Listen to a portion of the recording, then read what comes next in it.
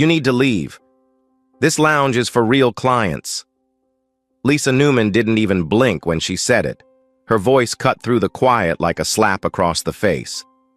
At 10:17 a.m. on a humid Miami morning, inside the marble-lined private client lounge of Summit Wealth Bank, those 8 words fell like a gavel, and they hit Vanessa Clark hard, not because she believed them, but because she had expected them. Before we dive deeper, I want to ask you something. Have you ever been dismissed by someone who didn't know you owned the building they worked in? If this story strikes a chord, hit that subscribe button and share it with someone who needs to hear it, because in 10 minutes, everything you think you know about power, bias, and banking is going to shift, right here, in this very lounge. Vanessa Clark, 46 years old, walked into the branch in dark-washed jeans, a pale blue cashmere sweater, and simple black loafers. She didn't look like the CEO of Summit Enterprises, the multi-billion-dollar conglomerate that had acquired Summit Wealth Bank just 2 years earlier. That was intentional. This morning was a test. She had no entourage, no handbag with a designer logo, no flashy jewelry. She carried a slim tablet case and wore a quiet confidence.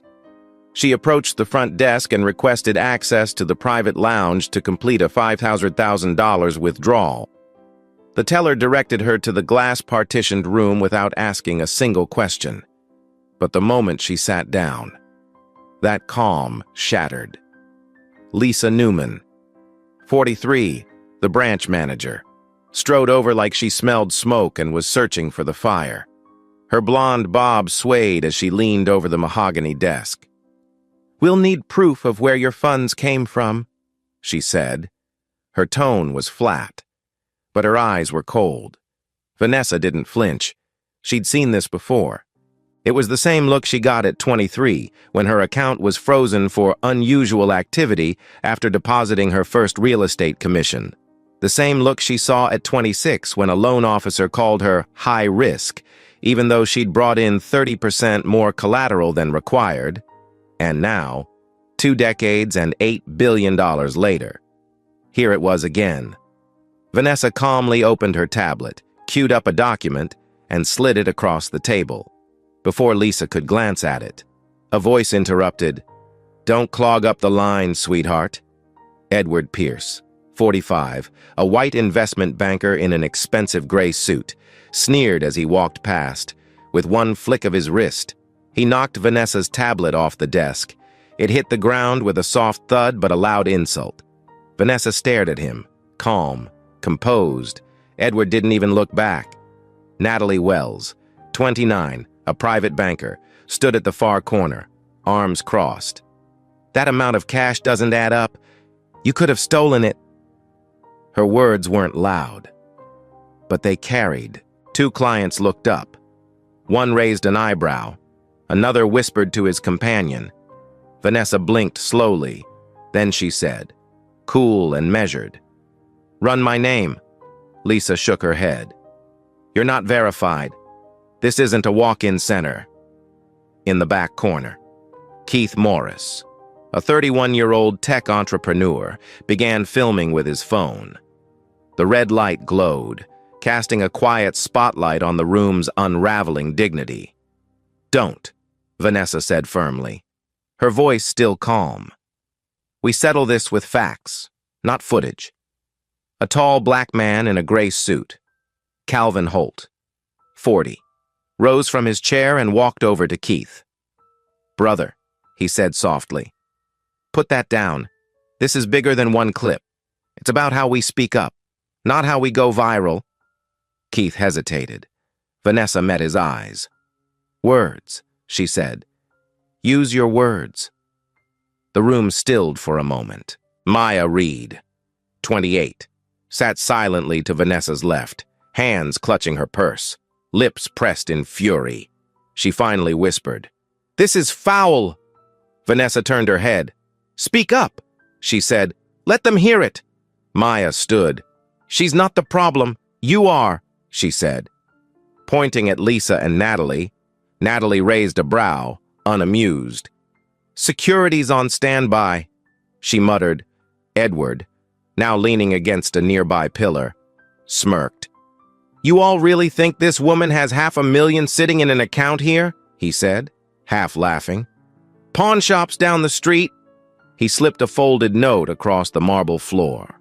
It skidded to a stop at Vanessa's foot. Maya bent down, picked it up, and read it out loud. "Go to a pawn shop." A collective gasp followed. One elderly white woman clutched her handbag tighter. A young Latino father with a toddler looked up from his phone. The room was no longer quiet. It was humming. "That's enough," Vanessa said, voice rising but still composed. "You're destroying this institution with every word that comes out of your mouth. Lisa." Lisa smirked, clearly enjoying the power trip. "You're not a client. You're a con artist. Go play rich somewhere else." Vanessa took a breath, pulled out her phone, and dialed. "Carla," she said. "Start Protocol 6. On the other end, Carla Evans, her executive assistant, didn't miss a beat. "It's ready, ma'am." "You're going to regret this," Vanessa said. "Not because I'll scream, not because I'll post a video, but because you just told the wrong woman she doesn't belong in the bank she owns." Lisa scoffed. "Delusions don't scare me." Keith raised his phone again. Calvin stepped forward. "We do this the right way. No videos, no edits. We talk." Edward rolled his eyes. "Security, now!" Lisa nodded at Natalie, who pulled out a landline receiver. "Calling now," she said. "She's a fraud." Vanessa didn't move, didn't flinch. She held her ground with the same stillness that once steadied her when her first property sale nearly collapsed due to a forged title. The same stillness that had guided her through 14 acquisitions and a global recession. But now, it wasn't just her name or assets being challenged. It was her existence in this space, this lounge, this institution. So before we go deeper into this story, I want to ask, if you were told to leave a place you owned, would you? Or would you do what Vanessa did? Sit down, stay silent, and let the storm come to you? Because the storm had already begun. "She's a fraud. Robert, throw her out." Lisa Newman didn't whisper. She barked it loud enough for the entire private client lounge to hear, as if volume could drown out guilt. Assistant manager Robert Klein, 48, stepped forward reluctantly. His hands were stiff at his sides. "This woman," Lisa continued, her voice rising with every syllable, "is a con artist parading around like she owns the place." Vanessa Clark turned her head slowly, unblinking. She didn't say a word yet. The marble floors, the frosted glass, the recessed lighting, none of it softened the air now thick with tension. The lounge no longer felt private. It felt like a courtroom. Edward Pierce added fuel, standing tall in his suit, jaw set. She stole that money, and now she's here wasting everyone's time. Why hasn't she been arrested yet? That word, stole, hit like shrapnel. Two clients near the espresso bar looked at each other, whispering. One raised a phone slightly, but thought better of it. Natalie Wells, still leaning against the wall with her arms crossed, narrowed her eyes and said with confidence, "That's stolen cash. No real client makes that kind of request, not dressed like that." Vanessa, still seated, took in the comment. Her outfit, faded jeans, clean but simple loafers, a soft cashmere sweater. Wasn't the armor these people expected from a millionaire? But it was intentional. It was human. It was deliberate. Maya Reed stood up from her chair, voice shaking but clear. "Enough! You're all out of line. You don't even know her." Edward laughed. "Oh, we know the type. She probably got someone's login and thinks she can just walk in here and drain $500,000 like it's her birthday." Robert shifted again, clearly uneasy. His lips parted like he wanted to say something. He didn't. Keith Morris, still holding his phone just low enough to seem subtle, looked to Vanessa. "I should be recording this." Vanessa shook her head. "Words. Not lenses. Calvin Holt stood beside her, stepping closer to Keith. Let your voice work, not your camera. If we want to change the room, we speak in it, not post about it after. Keith hesitated. You're right. But this doesn't feel real. Maya looked around. It is. This is how they treat us. Natalie took a sharp breath. You're making a scene. Vanessa's voice cut through everything like a thread of steel. You called security on me for existing. That's the only scene here. Robert finally spoke, voice low, eyes to the floor. Do you have any account verification? The words stumbled out, like they were dragging shame behind them. Vanessa didn't look at him. She dialed Carla Evans. Carla, they've escalated it. Proceed to Phase 2 of Protocol 6. Carla's voice came through steady, efficient. Confirmed. I've logged the escalation and noted the language used. Also, Lisa's call to security is time-stamped. Internal audit will hear this, Vanessa replied. They'll hear everything, every word. Robert straightened up slightly, caught between two worlds, his loyalty to Lisa, and the truth unraveling around him. Lisa waved him off. Don't entertain this. She's just here to make a mess. Edward chimed in again. She's probably filming some social stunt, trying to play victim for views. Keith stepped forward now, forgetting the camera. She's not filming. I was. But I stopped, because she asked us to speak, not post. Maybe try listening for once. Natalie's voice cracked slightly. Security's coming. Let them deal with this. Maya didn't sit. Security for what? A withdrawal? Lisa raised her voice again. You're all being manipulated. You think someone like her walks in off the street and has access to $500,000? Wake up. Vanessa turned to face her fully now. You sound afraid. That's the sound of your job slipping away. Lisa, Lisa hissed. Threats? That's what you're going with now? Vanessa didn't blink. No, just a mirror. Carla's voice returned over the phone. Vanessa, I've elevated the incident to our corporate ethics board. They're monitoring live. And we've logged every biased phrase spoken within the last 3 minutes. I've also linked the 2023 Summit acquisition documents to your profile file for real-time confirmation. Vanessa nodded once. Keep the line open. Lisa scoffed. Corporate's not going to save your little con job. Robert turned slowly, his voice hollow. Lisa, what if she's right? Lisa stared at him like he'd just betrayed her family. Don't be naive. But the cracks were showing. Vanessa stood up now, steady and calm. You asked for proof of funds. You accused me of fraud. You called me a thief. You triggered a security call. You mocked the way I dressed. And you humiliated me in a room full of witnesses. Her voice never rose. It didn't need to. And I'm still standing here. Why do you think that is? The silence in the room was immediate. Even Edward folded his arms tighter, lips pressed. Maya walked to Vanessa's side. What now? Vanessa said. We wait. The truth is coming whether they want it or not. Lisa folded her arms tighter. You're bluffing. You have nothing, Edward barked. If she had money, she'd show it. You people always act entitled until someone asks for numbers. Calvin turned sharply. You people? The words echoed. Robert sat down in one of the lounge chairs. This isn't how we should treat people. Natalie rolled her eyes. It's called protocol. Vanessa spoke to Carla again. Have you started Phase 3? Carla replied. Already underway. Lisa's compliance reports are being pulled. And just for note, 8 of her prior service complaints involved women of color, all filed under unverified and never escalated. It's not a good look.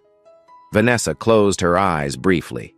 Absorbing that, she had known, but hearing it laid out so clearly still hit differently.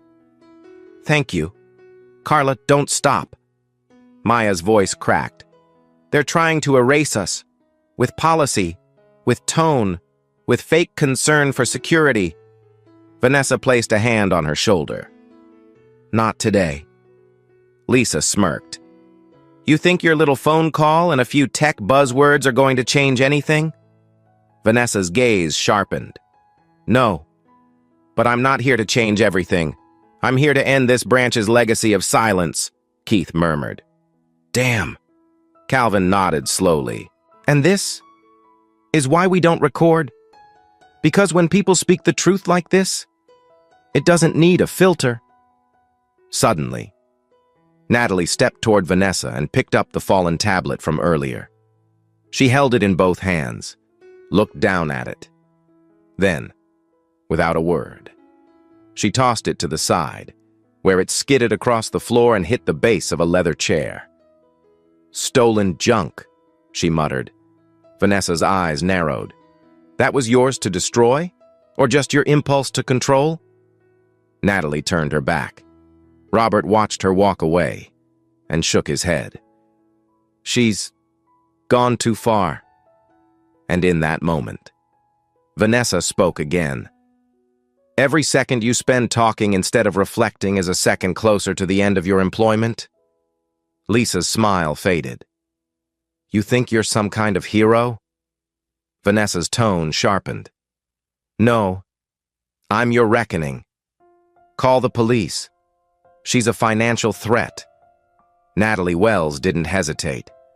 She picked up the landline receiver and dialed fast, her voice loud enough for the whole lounge to hear as she said, "Yes, we have a woman here attempting to withdraw funds under false pretenses. High amount. Possibly stolen." She didn't stutter. She sounded practiced, like this wasn't her first time. Vanessa Clark sat motionless in the center of the client lounge, her hands folded over her tablet, eyes locked forward, voice quiet but sharp. "You just made a federal false report. I hope you're ready to explain it in court." Lisa Newman scoffed, arms folded as she leaned beside the espresso machine. "Sweetheart, that's not how this works. We protect the institution, not the imposters." Her words were laced with contempt, not caution. Then she turned to Robert Klein, the assistant manager. "Get her out, now." Robert didn't move. His eyes flicked toward Vanessa, then to Natalie, then back to Lisa. "She hasn't even raised her voice," he muttered. "That's what scares you, isn't it?" Edward Pierce stepped forward, shoving his hands in his pockets, trying to fill the room with his presence. "She's laundering money. That's obvious. What else do you need?" He waved a platinum-colored business card in the air like it meant something. "And I'm supposed to be in the vault consultation. I'm a priority client." His voice was harsh, his tone theatrical. "This woman is nothing. This is all theater." Lisa suddenly stepped behind Vanessa's chair and demanded, "Show me your financial history, right now. If you're legit. Prove it. Open your account in front of everyone." The tone wasn't procedural. It was taunting. Vanessa didn't move. She lifted her head slowly, then looked to the entryway as footsteps echoed in. The security lead, Tyler Moss, 34, had arrived. He wore a Navy uniform with a Summit Wealth badge stitched tight above his heart. "What's going on here?" he asked. Natalie pointed directly at Vanessa. "She's a suspected fraud. We've requested verification. She's refused, and now she's escalating the situation with her phone." Tyler nodded and walked over, then stood directly in front of Vanessa's seat. "I need your bag and your tablet." He didn't ask. He reached. When Vanessa didn't immediately move, Tyler shoved her purse off the adjacent seat and onto the floor. "You're being detained for non-compliance." Calvin Holt, still standing near the center of the room, stepped forward. "That is not legal. She hasn't broken a single law. Maya Reed grabbed her phone but didn't record. She simply gripped it, trembling. "This is what happens," she whispered. "Even when you sit quietly." Vanessa's eyes locked on Tyler's face. "Touch me again, and I will personally make sure Summit Wealth pays for it." Tyler raised an eyebrow, amused. "Lady, I don't care what you threaten. You don't belong here." Those 5 words sliced deeper than anything else. "You don't belong here." Calvin moved to stand between them. "Step back, man." Tyler held firm. "You interfering now?" "I'm protecting a client," Calvin said, holding his ground. Keith Morris stood from the corner, holding his phone higher now. "This needs to be seen." Vanessa's voice cracked, not from fear, but fury. "Keith, we don't need their eyes, we need their ears." Keith lowered his phone, swallowing hard. "Then say it louder." Vanessa turned to Lisa and spoke slowly. "You demand my history like I owe you my identity. But I don't owe this room anything. I've earned more than anyone in here, including you. So instead of asking where my money came from, maybe ask why you think you have the right to question it." At that moment, Carla Evans's voice came through the phone in Vanessa's hand, steady and deliberate. "Vanessa, Protocol 6 is now fully active. Summit's Compliance Board has flagged Lisa's employee record. They're pulling the 2023 audit logs. I've also linked Edward's prior formal warning for verbal misconduct. One more incident and corporate will suspend his client privileges." Vanessa didn't smile. She just nodded. "Let it all run." Lisa leaned forward, almost growling. "You won't get away with this," Vanessa replied. "You mean being black, wealthy, and patient? I've done it for 20 years. Robert backed away from the cluster forming near Vanessa's seat, mumbling. "This is not what I signed up for." Natalie gripped the phone tighter as she continued speaking with dispatch, giving her name clearly, spelling out possible financial criminal present with no irony. Clients around the lounge began to murmur louder. An elderly man near the window stood and shook his head. "This is ridiculous," he said.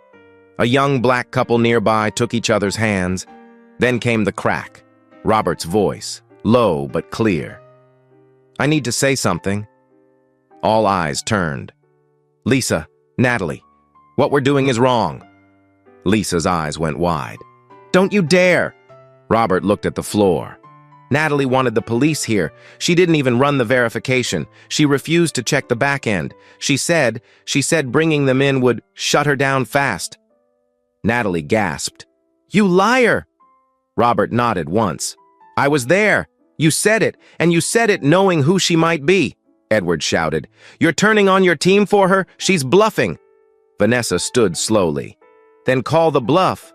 She lifted her voice, finally, powerfully. "I am Vanessa Clark, CEO of Summit Enterprises, owner of Summit Wealth Bank, and every second you've spent humiliating me in this room, it's been recorded, logged, and now witnessed." Clients around the lounge stared, frozen. Lisa's face lost its color.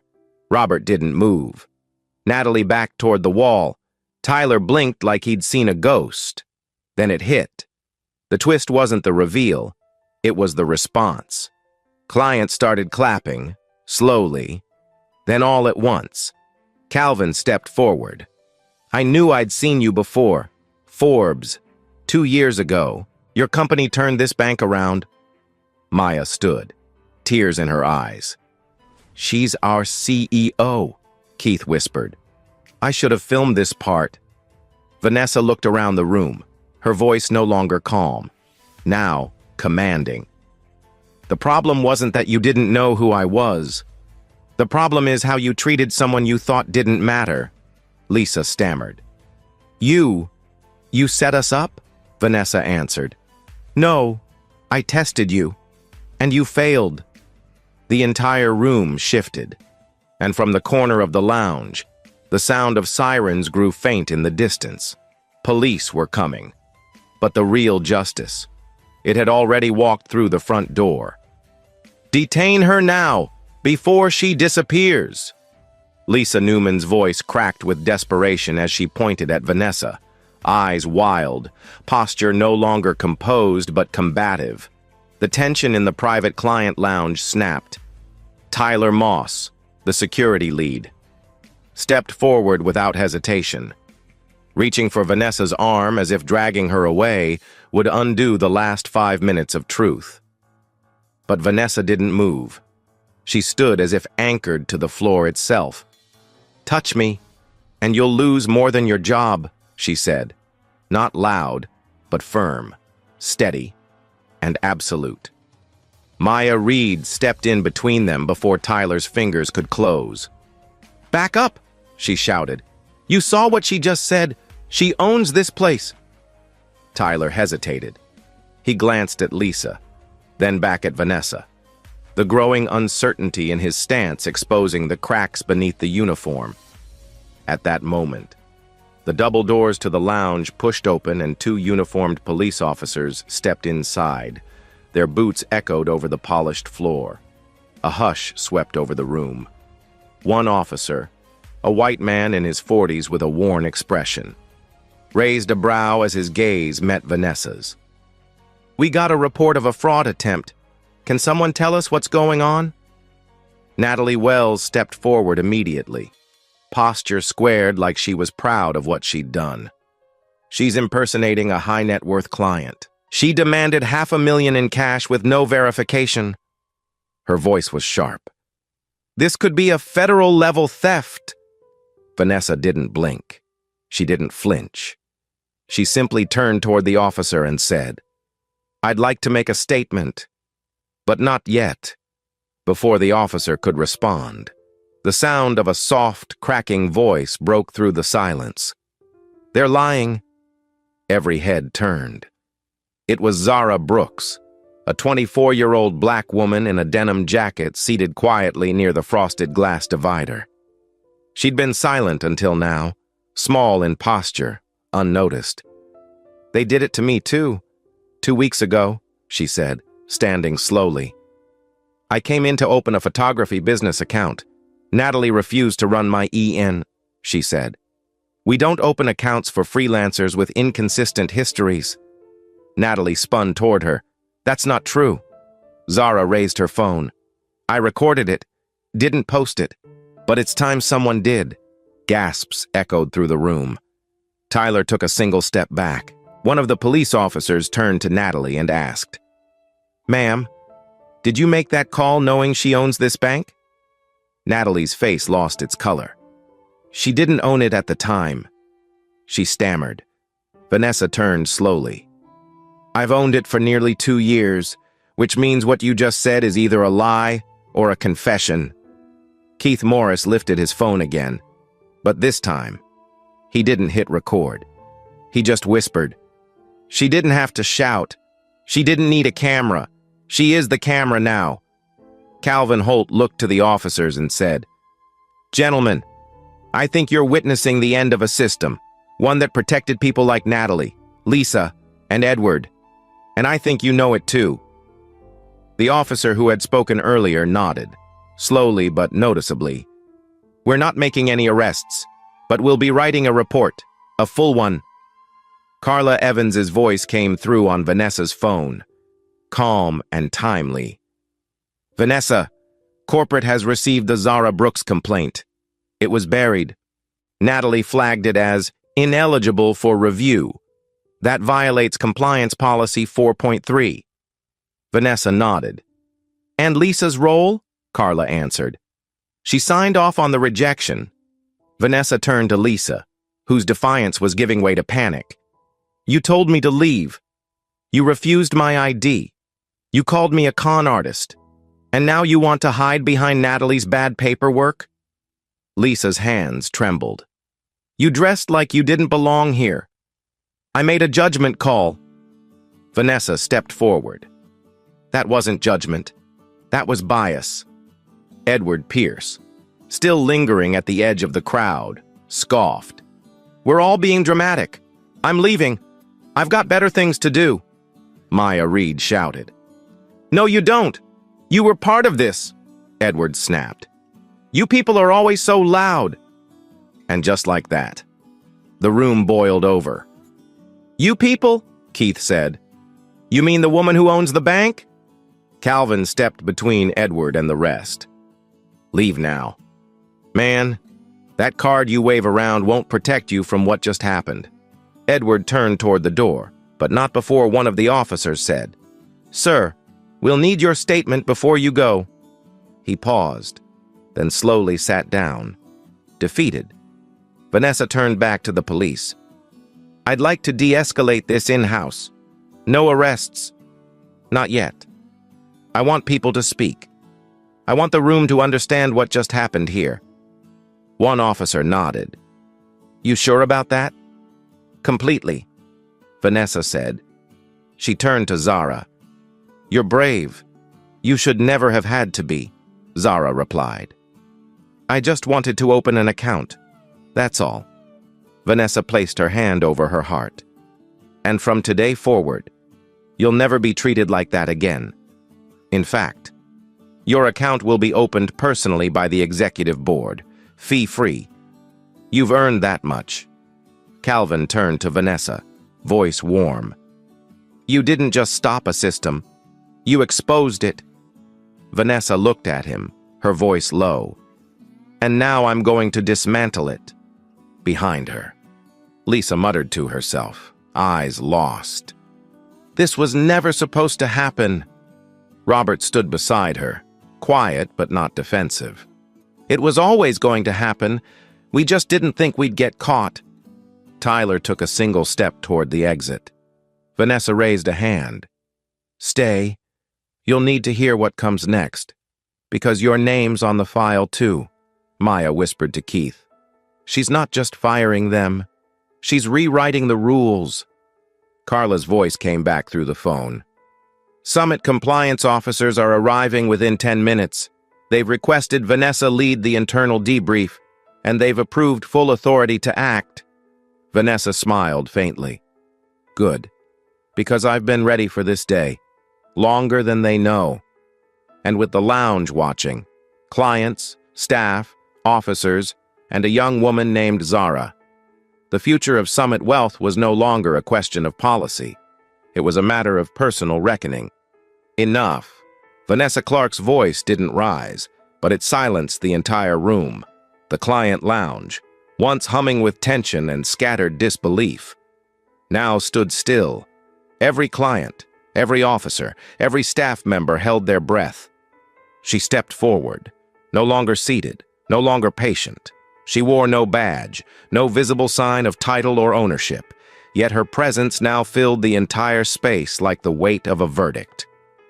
"For 10 minutes, I've endured slurs, suspicion, and slander inside a building that bears my company's name. So allow me to remove all doubt." She reached into her tablet case and pulled out a small black folder embossed with the gold Summit Wealth Bank logo. She opened it carefully and turned it toward the nearest officer and then to the room. Inside, a corporate ID, a notarized certificate, and a letter of authority signed by the board of directors. "My name is Vanessa Clark. I am the founder and CEO of Summit Enterprises. I own 81% of Summit Wealth Bank. And starting today, I will no longer tolerate misconduct under this roof." The reaction was instant. Lisa's jaw dropped. Robert took a step backward, face ashen. Natalie staggered into a chair. Tyler's hands fell from his belt. Even Edward Pierce, seated and stewing, leaned forward in stunned silence. Carla's voice crackled through the phone, still connected. "Vanessa has full termination authority as listed under Summit Compliance Directive 4B. This conversation is being logged for HR verification. You may proceed, ma'am." Vanessa didn't smile. She simply turned and faced the staff directly. "Lisa Newman, you're fired, effective immediately, for racial bias, abuse of position, and obstruction of client services. Lisa's mouth opened, but no sound came. Her voice had carried so easily 10 minutes earlier. Now it trembled in retreat. Robert Klein, you're fired, not just for complicity, but for standing silent while a client was profiled, accused, and humiliated. Robert didn't argue. He simply lowered his head. Natalie Wells, Vanessa continued, you're terminated for knowingly fabricating a client risk report, triggering a false police call, and burying bias complaints. You broke the system from the inside. Natalie let out a sharp breath, her composure breaking. I didn't know it was you. Vanessa didn't flinch. And if it had been someone else? Natalie's lips parted. She stopped. There was no defense. Tyler Moss, Vanessa said. Turning. You're dismissed for aggression, unlawful detainment attempt, and failure to de-escalate. Tyler stood tall but didn't respond. He just turned and walked to the far end of the lounge like a man waiting for a bus to take him off a cliff. And Edward Pierce, Vanessa said, voice colder now. You're banned from all Summit-affiliated institutions, effective immediately, for harassment, racism, and documented misconduct. Edward jumped up. You can't ban me. I'm worth more to this bank than half the people in here, Maya shouted from the side. Not today. You're not. Vanessa raised her hand calmly. We don't build institutions to serve the loudest ego. We build them to protect the quiet dignity of the people who walk in expecting fairness. The room erupted in applause. Not the kind that's performative or polite, but the kind that carries years of pent-up injustice in its rhythm. Calvin Holt stood with a quiet nod. That, he said, was justice in real time. Zara Brooks, still standing off to the side, had tears in her eyes. I thought I'd never be seen. Not really. Vanessa looked at her, her voice softening. You weren't just seen today. You were believed, just as the officers began to exit. Natalie suddenly spoke. Her voice cracked, small and raw. Wait. The room quieted again. I need to say something. Vanessa turned, her expression unchanged. Speak. Natalie took a breath so deep it shook her shoulders. I buried 8 complaints in the last year. All of them came from women of color. I flagged them as duplicates, unverifiable, or outside policy windows. I did it to keep our numbers clean. Robert knew. I told him. He told me to do what I had to. A gasp rippled through the lounge. Robert didn't look up. Vanessa turned to Carla. Can you confirm that? Carla's voice returned without hesitation. Confirmed. We've located those complaint records and audio files. Natalie's voice is on 2 of them. Robert's signature is on 4. Natalie sat down, shaking. I didn't know how to stop, I thought. If I didn't follow, I'd be next. Vanessa approached slowly, her tone measured. You weren't a follower. You were the one holding the torch while others burned. But today, I'm putting that fire out. Natalie didn't respond. She wept quietly into her hands. Vanessa turned back to the rest of the room. For those still standing in this lounge, staff, clients, officers, and guests, I want you to understand something. Ownership isn't just a legal document or a title. It's a responsibility. And my responsibility is to make sure this never happens again. Not here. Not on my watch. Carla's voice followed once more. Steady. Corporate has initiated full disciplinary review and operational audit for the branch. Vanessa, the floor is yours to lead reform. Vanessa looked around the room. At Calvin, Maya, Zara, Keith, the clients who had rallied, the strangers who had stayed silent but now looked changed. Then let's begin. Because this bank no longer answers to people like Lisa. It answers to the people it was built to serve. And with those words, the door to reform didn't just open. It stayed open. wide enough for the future to walk through with dignity. Vanessa didn't wait for the applause to fade. The moment the firings were done and Natalie's confession still echoed in the air, she turned to the stunned room and said, "This isn't just about what they did, it's about what we're going to do now."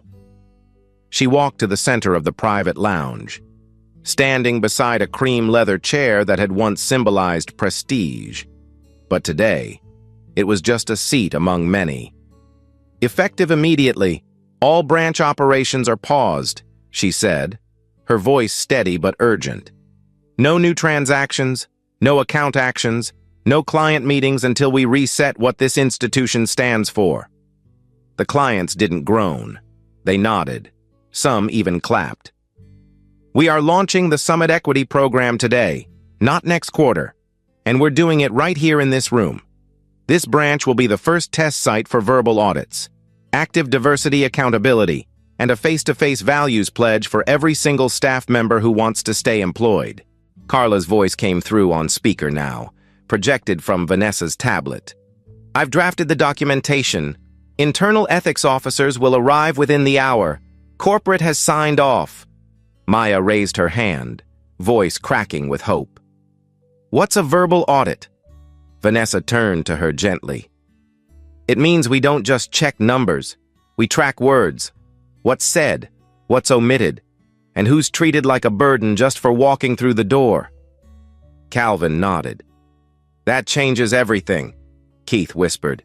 "That makes it human." Vanessa smiled faintly. "That's the point." Just then, in the silence that followed, a sound broke through that no one expected. Tyler Moss, the fired security lead, clearing his throat. Everyone turned. He didn't look angry. He looked tired.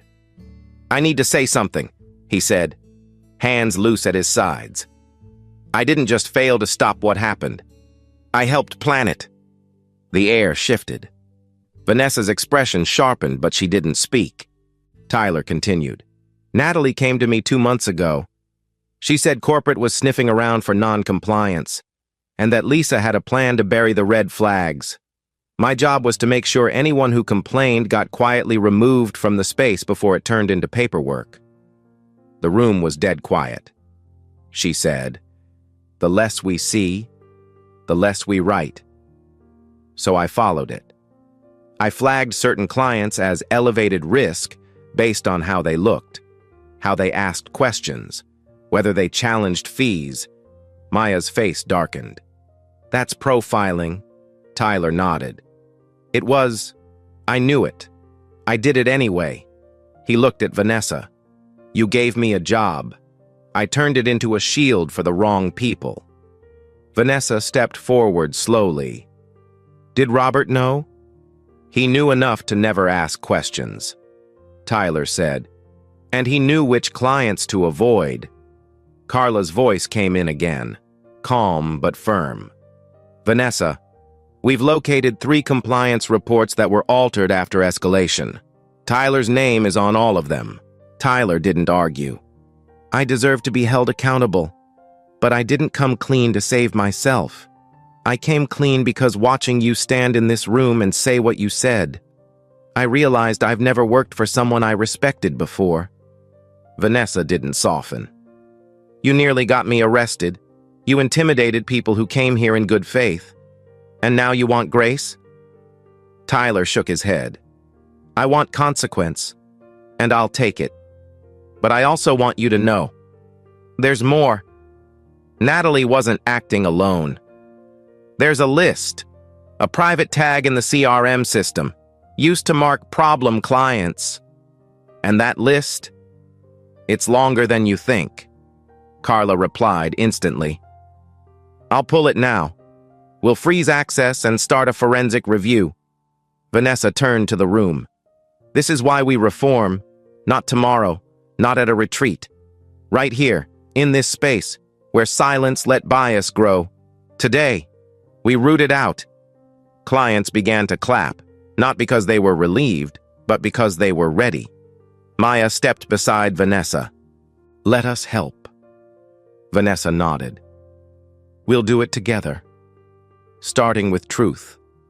And the room, once poisoned by silence, began to transform, with voices raised, with truths confessed, and with a culture finally cracked wide open for light to enter. Vanessa stood tall as the last echoes of applause faded, not in triumph, but in clarity. She scanned the private lounge, no longer just a waiting area, but now the front line of transformation. The fired employees had been escorted to a holding room. Clients lingered not out of curiosity, but solidarity. Summit compliance officers had arrived and were already reviewing flagged reports. One officer handed Vanessa a short printed document. "These are the provisional action items approved by the board," he said. She read it silently, then nodded. "We begin here." Her voice was calm, but every word carried the weight of permanence. She turned to the room. "Effective immediately. Summit Wealth will mandate verbal conduct audits at all high net worth branches. No more hiding bias behind silence. Every branch will follow our example. Starting today, in Miami..." Carla's voice followed swiftly from the tablet speaker. "Corporate has also terminated Edward Pierce's accounts and initiated a formal review of his investment firm for internal bias violations." Vanessa looked toward the now vacant seat where Edward had once stood, sneering with false power. "He had influence," she said quietly, "but not character." Maya Reed stepped closer, her voice strong. "So what now? What happens after today?" Vanessa turned to her. "We build something that doesn't just react to injustice, but prevents it. That's the legacy I want to leave." Keith, still stunned by everything that had unfolded, added, "You did more than fire a team. You exposed a mindset." Vanessa gave a faint, tired smile. "Then we keep exposing it, until it can't grow in the dark anymore." Just as she turned back toward the compliance team, a voice rose from the back of the lounge, older, raspier, uncertain. "There's one more thing." Heads turned. It was an elderly white man in a pressed gray suit, his Summit Wealth client badge clipped to his lapel. "My name's Richard Langford," he said slowly. "I retired from banking 10 years ago. I used to oversee training for this region." His voice shook. "I trained Lisa and Robert and even Natalie when she was fresh. And I'll admit something I've never said publicly. We taught them to prioritize appearance, not openly, not with words like race or class, but with terms like client quality, suitability, and preferred posture. We never told them to reject women like you, but we gave them a system where rejection happened anyway." The room froze. Richard stepped forward. "I've watched today with shame, and I want to be on record saying, this started long before Lisa. I helped build the bias, and I want to help tear it down." Vanessa walked toward him. "Why now?" she asked gently. He swallowed. "Because watching you dismantle it with nothing but your voice made me realize I had mine the whole time and never used it." She paused. "Then use it now." He turned toward the compliance officers. "I'd like to give a full deposition and assist with training reform." One officer nodded and escorted him aside. The moment hung heavy, but honest. Carla's voice came through again. "Vanessa, I finished the review of that client flag list Tyler mentioned. 17 individuals marked as potential security risk had no prior incidents. 15 of them were Black or Hispanic. It's being submitted now for internal audit and external review." Vanessa took a deep breath, eyes briefly closing. "Then it's official. This wasn't a case. It was a culture." Maya reached out and touched Vanessa's shoulder. "And you didn't just fight it, you broke it wide open." Zara, standing quietly with her phone pressed to her chest, added, "I came here to start a business, and somehow, you gave me a future too." Vanessa turned to her and smiled. You still will. And this time, you'll do it in a bank that actually sees you. She looked around one last time, at the walls that had once contained prejudice, at the faces that now carried understanding, and then she spoke to all of them, to the cameraless world watching beyond that lounge. Let this be the last time silence walks away stronger than truth. Let this be the moment we remember that justice doesn't come from hashtags. It comes from who we choose to be when no one's filming. I didn't raise my voice. I didn't slam my hand. I stood still and spoke clearly. If I can do that here, then so can you. Wherever you are. And as she turned to lead the compliance officers into the branch's inner offices, Carla's final words echoed through the speaker. Summit Wealth will never be the same. And that's exactly the point. The door closed softly behind them, but the message, the lesson, and the legacy stayed right there in the lounge, where silence was finally broken for good. If you've ever been doubted, dismissed, or denied, let this story remind you, your voice matters. Justice begins with truth. Subscribe, share, and stand with us, because the next story we tell might be yours.